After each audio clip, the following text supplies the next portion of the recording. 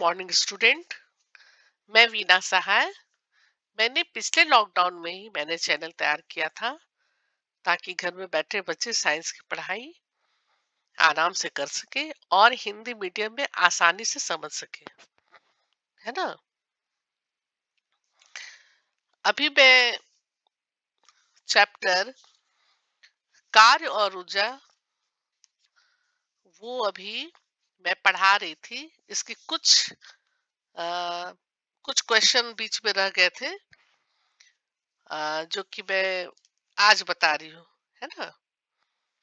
Question ये है कि 173 172 में ये क्वेश्चन है, ठीक है। और इसी के बारे में मैं अभी आप लोग को बतलाऊंगी। इसके पहले का सारा क्वेश्चन सॉल्व हो चुका है और इसके बाद का भी बहुत सारा क्वेश्चन हो चुका है। अब मैं केवल अ, जो अभ्यास है वो मैं बतलाऊंगी, है ना। तो ये बाकी था, तो अभी मैं बतला रही हूँ। ये है एक क्रियाकलाप है 11.15, ठीक है। 11.15 एक्टिविटी है। उस एक्टिविटी में दिया गया है कि 20 केजी द्रव्यमान का कोई पिंड, है ना, 20 केजी द्रव्यमान का कोई पिंड 4 मीटर की ऊंचाई से 4 मीटर की ऊंचाई से मुक्त रूप से गिराया जाता है। मुक्त रूप से गिराया जाता है। तो निम्न सारणी के अनुसार, ये जो सारणी बना हुआ है ना, निम्न सारणी के अनुसार प्रत्येक स्थिति में स्थितिज ऊर्जा और गतिज ऊर्जा की गणना करें। सारणी में रिक्त स्थानों को भरे। ये जो सारणी बना हुआ ये सब खाली है ना, खाली था क्वेश्चन में। आप लोग पास किताब होगा, आप लोग देखिएगा, एक्टिविटी नंबर 11.15, ठीक है। उसमें ये सारणी बना हुआ है और ये सारणी में आपको ये भरना है कि 20 केजी द्रव्यमान का कोई पिंड जब गिराया जा रहा है 4 मीटर की ऊंचाई से, मुक्त रूप से गिराया जा रहा है, तो उसकी हर स्थिति में स्थितिज ऊर्जा और गतिज ऊर्जा कितनी होगी, ठीक है। स्थितिज ऊर्जा और गतिज ऊर्जा कितनी होगी, यह पूछा जा रहा है। तो कितने ऊंचाई से गिराया जा रहा है? 4 मीटर। तो ऊंचाई जहां पर पिंड स्थित है ना, ये हो गया मास। मास जो है वह है 20 केजी, है ना। मास है 20 केजी और ऊंचाई है 4 मीटर। देखिए यहाँ पर ऊंचाई कितना है? 4 मीटर। और सारणी में आपका बना हुआ है 4 3 2 1। सारणी में बना हुआ है 4 3 2 1। और हमें बतलाना है कि हर ऊंचाई पर स्थितिज ऊर्जा और गतिज ऊर्जा की कितनी मतलब कितना होगा, है ना। हर स्टेज पे आपको बतलाना है कि स्थितिज ऊर्जा और गतिज ऊर्जा कितना होगा। तो सारणी में बना हुआ दिखला रहा है, तो सबसे पहले हम क्या करेंगे, सबसे पहले पूछ रहा है स्थितिज ऊर्जा। तो सारणी में स्थितिज ऊर्जा जूल में हमें बतलाना है। तो ये पी हो गया पोटेंशियल एनर्जी। पोटेंशियल एनर्जी, है ना। हमको इसमें क्या देखना है? स्थितिज ऊर्जा। और ये ईपी हो गया potential energy is equal to M G H, है ना। तो ये हमारा फॉर्मूला हो गया। तो इस फॉर्मूला को भी यहाँ पर सेट करेंगे। Potential energy is equal to M G H. तो एम कितना है? 20 केजी। यहाँ पर कितना दिया हुआ है? 20 केजी। 20 केजी इंटू ग्रेविटेशनल का मान दिया हुआ है 10 मीटर पर सेकेंड स्क्वायर, है ना। 10 मीटर पर सेकेंड स्क्वायर। तो यहाँ पर हम कर दिए 10 मीटर पर सेकेंड स्क्वायर इंटू ऊंचाई कितना दिया हुआ है, 4 मीटर, है ना, ऊंचाई है। ये मीटर के बारे में दिया हुआ है, 4m, 3m, 2m जो भी है नीचे दिया हुआ है। तो इसको हम कैलकुलेशन करेंगे तो कितना आएगा, 2 चौके 8, 800 जूल। यानी कि 4 मीटर में, यानी कि 4 मीटर ऊंचाई से जब वो गिराया जाता है तो स्थितिज ऊर्जा में इसका कितना जूल है, 800 जूल। ठीक है। उसके बाद गतिज ऊर्जा में इसकी स्थिति क्या है वो बतलाना है। गतिज ऊर्जा काइनेटिक एनर्जी का फॉर्मूला है mv² half mv² by half mv²। ठीक है, उसको भी हमें जूल में निकालना है। तो पहले हम क्या करेंगे, इसमें v² equal to u² plus 2as का फॉर्मूला से पुट करेंगे और इससे हम क्या निकाल लेंगे, v² है ना, इससे हम क्या निकालेंगे, v²। तो v² equal to u² plus 2as। यहाँ पर u² कितना है हमारा, 0 प्लस 2 इंटू ए एक्सलेशन ग्रेविटेशनल, ये हो गया 10⁻10 मीटर पर सेकंड स्क्वायर इंटू कितना मीटर हो गया यहाँ पे, 0 मीटर। क्योंकि 4 मीटर से जब गिराया गया तो यहाँ पर गतिज ऊर्जा कितनी है, वहां पर गतिज ऊर्जा, और जब वो पिंड गिराया गया है तो कितना वहीं से स्टार्ट हुआ, तो यहाँ पर हो गया 0 मीटर। क्योंकि वह नीचे अभी आया नहीं है ना, अभी 4 मीटर की ऊंचाई पर ही है। तो यहाँ पर हम लिखेंगे 0 मीटर। तो v² इक्वल टू यहाँ पर 0 मीटर पर सेकेंड स्क्वायर, टोटल क्या हो जाएगा, 0। हाँ, फिर v² इक्वल टू 0 ms², यहाँ पर काइनेटिक एनर्जी हो जाएगा हाफ mv²। और फिर हम लिखेंगे हाफ इंटू मास है 20, मास 20 है, इंटू v है 0, है ना, 0²। तो हम इसको कैलकुलेशन करेंगे, काटेंगे तो क्या हो जाएगा, 0 जूल। तो हम ये बता सकते हैं, यहाँ पर है potential energy plus kinetic energy. ये भी आपका सारणी में बना हुआ है कि पोटेंशियल एनर्जी और काइनेटिक एनर्जी मैंने दोनों का योग क्या होगा, है ना। तो दोनों का योग होता है, पोटेंशियल एनर्जी हो रहा है 800 जूल प्लस 0 जूल। तो कितना हो गया, 800 जूल, कांस्टेंट है, 800 जूल प्लस 0 जूल। तो यहाँ पर क्या हम देख रहे हैं कि यहाँ पर इसका गतिज ऊर्जा और स्थितिज ऊर्जा की गणना करते हैं तो देखते हैं कि स्थिति क्या है इनकी, है ना। तो स्थिति में दोनों का जोड़ एक ही है, potential energy plus kinetic energy किसके बराबर है, 800 जूल्स। ठीक है। अब सेकेंड सारणी में सेकेंड कॉलम में है 3 मीटर। फिर हम उसी तरह बनाएंगे, स्थितिज ऊर्जा potential energy equal to mgh, M हो गया 20 kg, जी हो गया 10 मीटर पर सेकेंड स्क्वायर इंटू मीटर कितना हो गया, 3, है ना। यहाँ तक समझ में आ रहा होगा आप लोग को कि कैसे कैसे हमने लिखा है। पहले मास लिखा, फिर ग्रेविटेशनल, फिर हाइट। तो जब ऊपर से 4 मीटर जब ऊंचा था तो उसके बाद धीरे धीरे नीचे आएगा तो एक बार 3 मीटर भी तो आएगा ना। तो 3 मीटर हाइट में है तब उसका कितना होगा स्थितिज ऊर्जा, उसके बारे में हम लोग कर रहे हैं। तो हो गया 20 और 10 × 3। हाँ, सबको गुणा किए तो कितना आ गया, 600 जूल। ये हो गया पोटेंशियल एनर्जी। अब हम काइनेटिक एनर्जी निकालेंगे। तो काइनेटिक एनर्जी निकालने के लिए फिर हम v² निकालने हैं, हमको v चाहिए, है ना। तो v चाहिए तो उसके लिए क्या करेंगे, v² equal to u² plus 2as, u² 0 plus 2 और 8 इंटू द मीटर पर सेकेंड स्क्वायर, यहाँ पर एस थोड़ा सा छूट गया है, कोई बात नहीं, यहाँ पे नीचे लिखा हुआ है, ठीक है, इंटू 1 मीटर। हाइट कितना हो गया, 4 मीटर से 3 मीटर पर उतरा, यानी कि 1 मीटर हाइट हुआ। मान लीजिए यहाँ पर 4 मीटर है ना, ये मान लीजिए 4 है, ठीक है। तो ये थोड़ा सा नीचे उतरा यहाँ तक 3 मीटर। कहाँ से 3, जमीन से 3।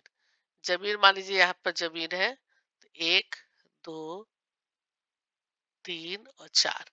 तो जब 3 मीटर उतरा, इसका मतलब कितना हो गया, 4 में से 1 मीटर यदि माइनस होता है ना, तो यहाँ पर हमने क्या लिखा था, 3 मीटर। तो U square into 10 to the power metre पर सेकेंड स्क्वायर इंटू 1 मीटर, और V square is equal to 20 metre पर सेकेंड स्क्वायर, इतना ये हो गया। तब वी स्क्वायर बराबर इतना आया। तो जब वी स्क्वायर बराबर इतना आया, तो फिर वी स्क्वायर को हम यहाँ पर लिखेंगे, kinetic energy is equal to half M V square. Half लिखे, एम की जगह पर 20 लिखे, और वी की जगह पर कितना आया है, 20, है ना, 20 मीटर पर सेकेंड स्क्वायर। तो इसको कैलकुलेट करने से कितना आता है, 10 इंटू 20, तो 200 जूल आया। तो जब 3 मीटर हाइट है, तो यहाँ पर हो जाता है गतिज ऊर्जा हो जाती है 200 जूल, और पोटेंशियल एनर्जी हो जाता है 600 जूल। और जब दोनों को हम जोड़ते हैं, kinetic energy plus potential energy equal to constant, तो यहाँ हो जाता है 600 joule plus 200 joule equal to 800 joule. ये भी हो गया कांस्टेंट, है ना। अब थर्ड हम देख रहे हैं कि जब 2 मीटर की हाइट पर है, तब का पोटेंशियल एनर्जी और काइनेटिक एनर्जी कितना होगा, है ना। तो स्थितिज ऊर्जा फिर हम लिखेंगे एम जी एच। स्थितिज ऊर्जा में एम जी एच, यहाँ पर M 20 into 10 to the power 10 to metre पर सेकेंड स्क्वायर इंटू 2 मीटर, कितना है, 2 मीटर। तो हो गया 2 मीटर, और यहाँ पर क्या आ जाएगा, 200 इंटू 2 मीटर इसका टू 400 जूल। तो पोटेंशियल एनर्जी हो गया 400 जूल। फिर यहाँ पर उसी तरह हमने बनाया V square equal to U square plus 2 AS, U square 0 square plus 2 into 18 into 2 metre, है ना। जब यहाँ 2 मीटर नीचे आया, तो धरती से भी कितना ऊपर हो गया, 2 मीटर। धरती से ऊपर हो गया 2 मीटर, और 10 मीटर पर सेकेंड स्क्वायर हो गया यहाँ पे। अब इसको हम जब गुणा करते हैं, तो कितना आता है, 10, 10 दूना 20, 20 दूना 40, 40 मीटर पर सेकेंड स्क्वायर, है ना, दोनों में स्क्वायर है। और यहाँ पर हो जाएगा V square equal to 40 metre square पर सेकेंड स्क्वायर। यहाँ पर हो जाएगा कि kinetic energy equal to half M V square, half into 20 into 40। 40 कहाँ से आया, वी स्क्वायर हो गया 40, ठीक है, 40 आया वी स्क्वायर। फिर इसको हम काटेंगे, 2, 10, 10 और 40, कितना हो गया, 400। तो काइनेटिक एनर्जी भी 400 जूल हो गया, और पोटेंशियल एनर्जी भी 400 जूल हो गया। फिर दोनों को हम जोड़ेंगे, kinetic energy plus potential energy equal to 800 joule, है ना, कांस्टेंट। समझ में आ रहा होगा आप लोग को। हम ऊपर से देख रहे हैं 800, 800 और 800 जूल, दोनों परिस्थिति में वैसा ही आ रहा है। अब है 1 मीटर, जो भूमि से ऊपर ठीक 1 मीटर ऊपर है।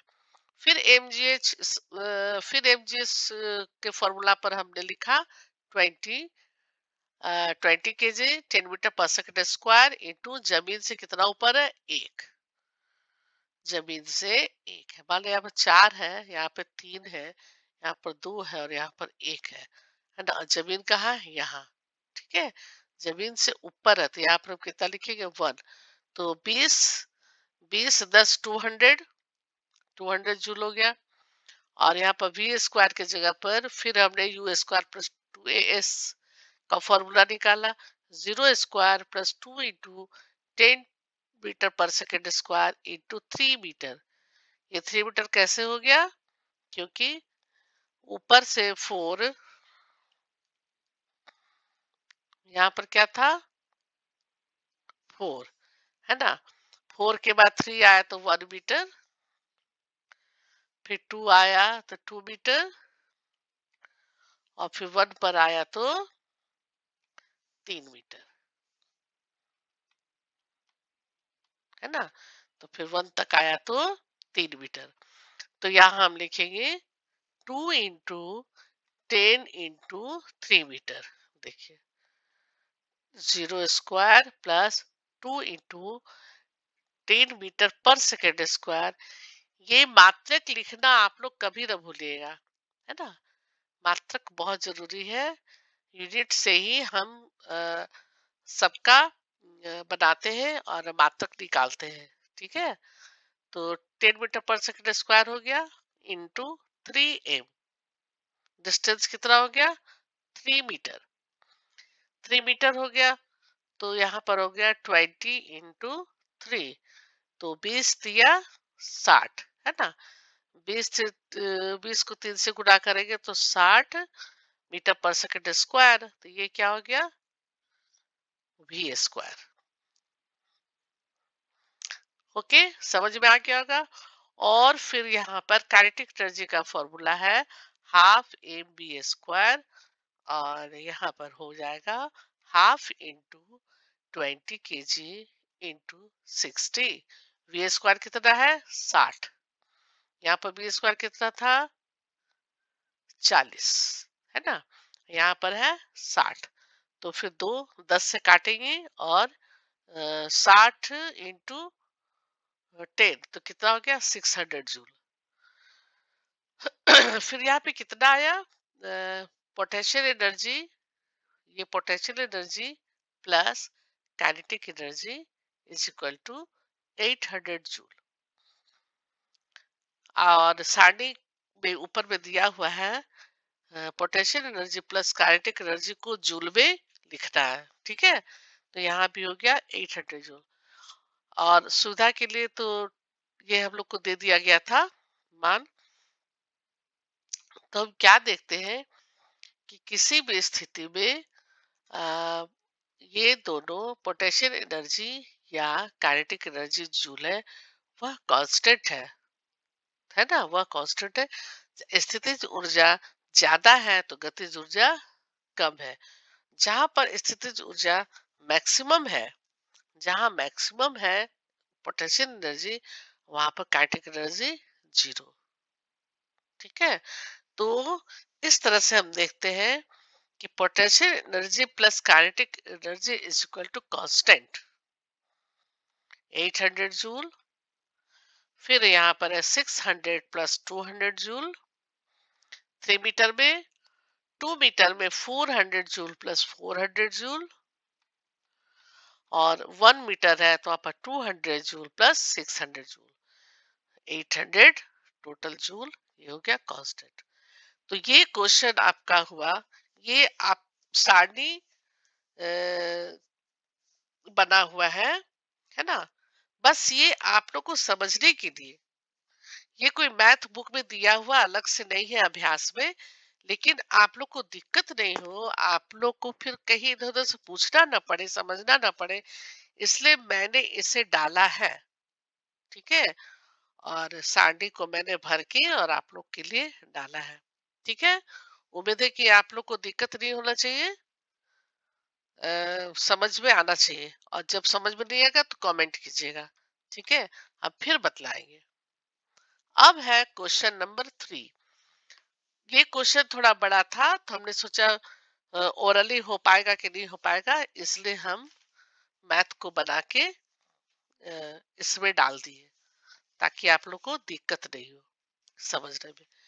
तो पेज नंबर ये 169 का है ना, पेज 169।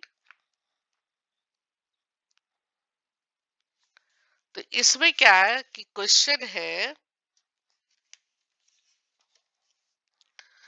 5 मीटर पर सेकेंड के वेग से गतिशील किसी एम द्रव्यमान, है ना, गतिशील एम द्रव्यमान की वस्तु की गतिज ऊर्जा 25 जूल है।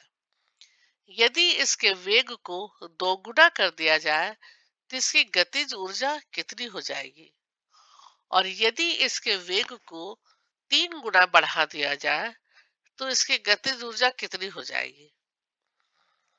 ये कहता है कि 5 मीटर पर सेकेंड के वेग से गतिशील किसी एम द्रव्यमान का जो वस्तु है वह अ, गतिज ऊर्जा 25 जूल है। वस्तु की गतिज ऊर्जा दिया हुआ है कितना, 25 जूल। यदि इसके वेग को बढ़ा दिया जाए, दोगुना कर दिया जाए तो इसकी गतिज ऊर्जा कितनी हो जाएगी।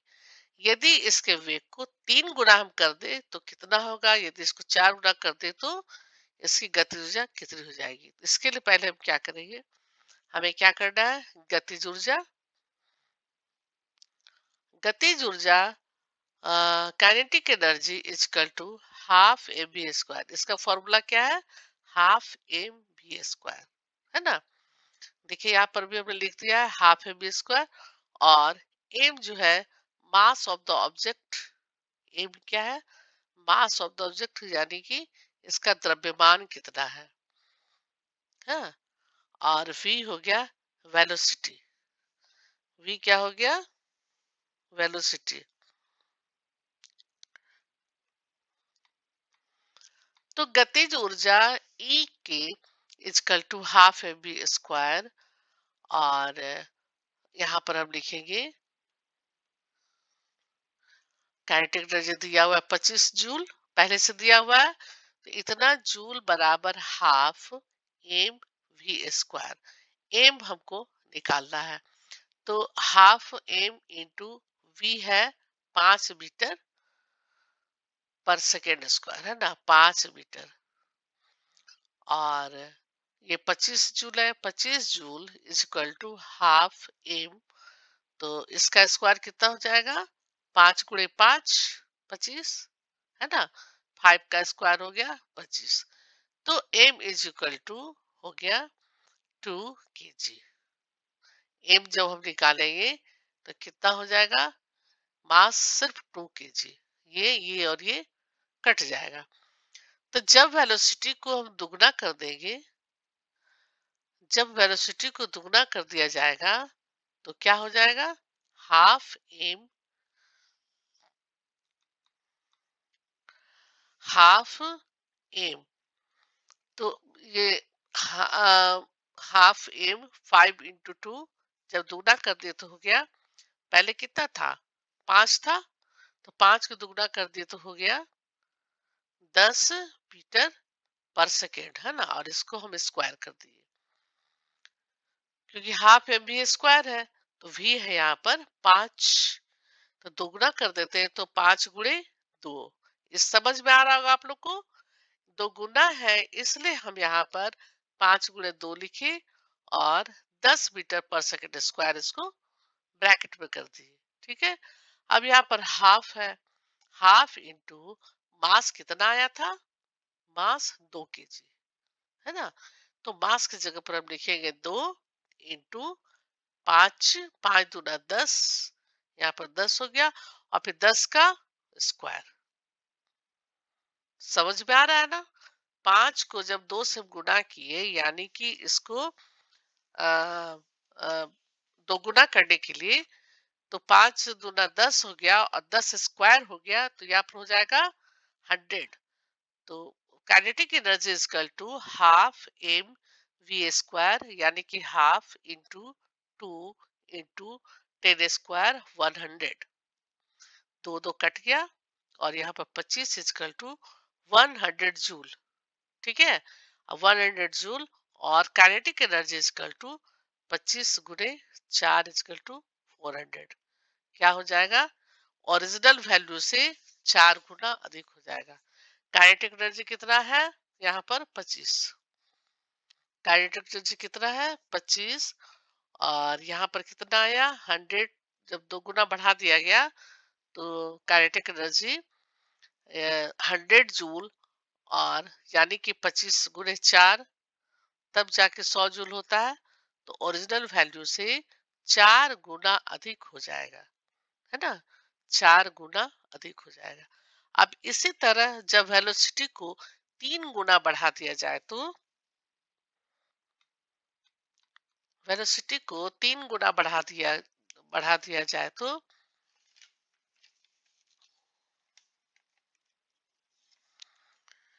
3 गुना बढ़ा दिया जाए, तो फिर हम क्या देखेंगे, kinetic energy is equal to half M V square, है ना।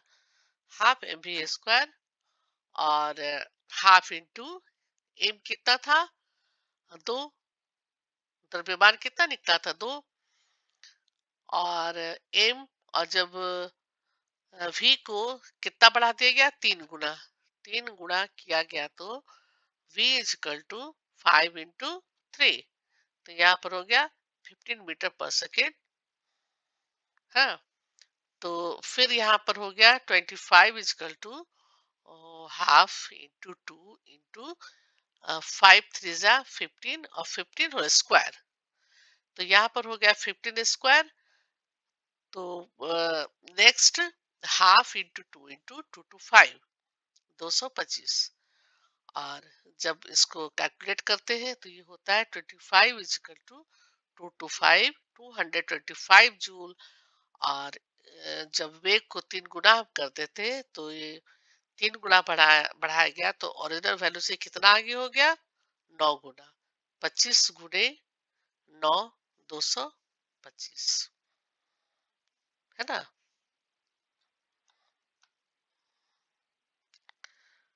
25 ×